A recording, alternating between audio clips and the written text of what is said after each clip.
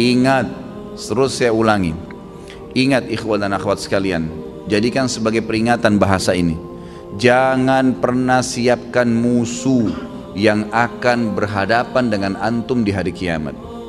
Dan yang kedua, jangan pernah beratkan timbangan dosa kita. Itu dua hal antum jaga.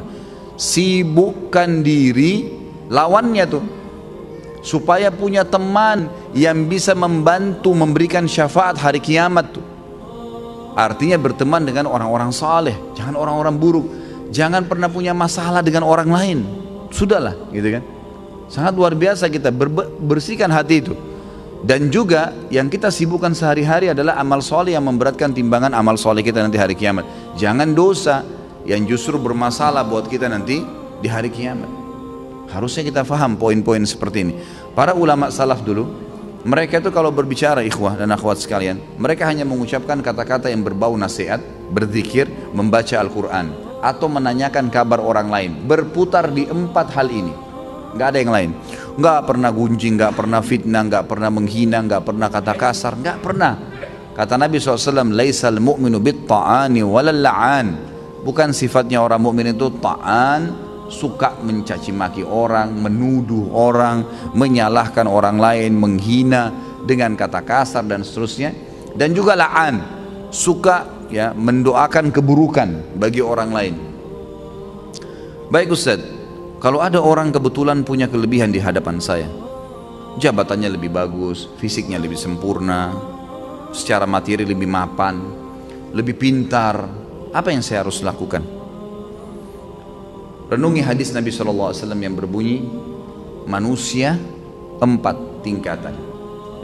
Yang pertama, Allah berikan kepadanya ilmu dan harta. Luar biasa, sudah cerdas, gagah, pinter, gitu kan. Kemudian kaya raya. Dan kata Nabi SAW, dia habiskan keduanya di jalan Allah. Ilmunya diajarkan, kemudian juga hartanya diinfakkan. Datang golongan yang kedua, yang Allah berikan kepadanya harta, diberikan ilmu tanpa harta, berilmu, faham ilmu agama, tapi keadaan ekonominya biasa. Dia lihat orang yang punya kelebihan nih, apa yang dia lakukan? Dia mengatakan, ya Allah, kalau engkau memberikan kepadaku seperti kau berikan kepada dia, aku akan lakukan seperti dia atau bahkan lebih. Kata Nabi SAW, fahuma fi ajri sawa, dua-duanya akan sama pahalanya. Karena memang yang kedua ini nggak punya harta, maka dia hubungkan itu dengan tekad yang kuat, niat yang baik kepada Allah SWT. Kalau dia dikasih, dia akan lakukan. Allah dengan kemahaadilannya berikan. Si yang pertama nggak dizalimi, dia dapat semuanya. Tapi yang kedua diberikan kelebihan oleh Allah SWT karena tekadnya yang baik. Golongan ketiga, orang yang Allah berikan kepadanya harta tanpa ilmu, nggak ada ilmunya, kaya raya tapi luar biasa, cuma nggak tahu mana halal mana haram. Gak pernah tahu masalah urusan akhirat, ada surga dan neraka. Gak pernah berpikir kalau mati di alam barzah nanti akan ada masalah kalau dia banyak dosa. Diberikan, dihabiskan hartanya di jalan kemaksiatan kepada Allah, bangun diskotik, bar, sibuk dengan itu. Kemudian datang golongan keempat, ini yang luar biasa ya. Kejahilan yang luar biasa. Jangan jadi golongan ketiga aja, gak boleh, apalagi golongan keempat. Orang yang tidak dikasih ilmu, gak dikasih harta, miskin, ya kan gitu. Dan juga tidak ada, bodoh, nggak ada ilmunya. Yang dia jadikan tolak ukur bukan golongan pertama sama kedua, tapi golongan ketiga.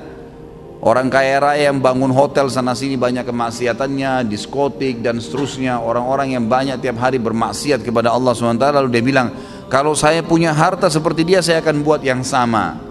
Maka kata Nabi SAW, fahuma fi wazri sawa. Ini orang ini sama-sama dosanya.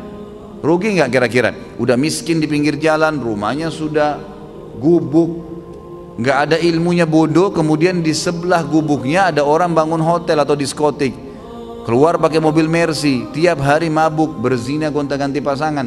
Lalu dia bilang, coba saya kaya seperti dia, saya akan buat sama. Lalu kita yang di gubuk itu sudah susah hidupnya, dikasih dosa yang sama dengan dia, kita nggak lakukan, padahal tekadnya maunya seperti itu. Maka ini kata Nabi SAW, fahuma fi wazri sawa, ini sama dosanya.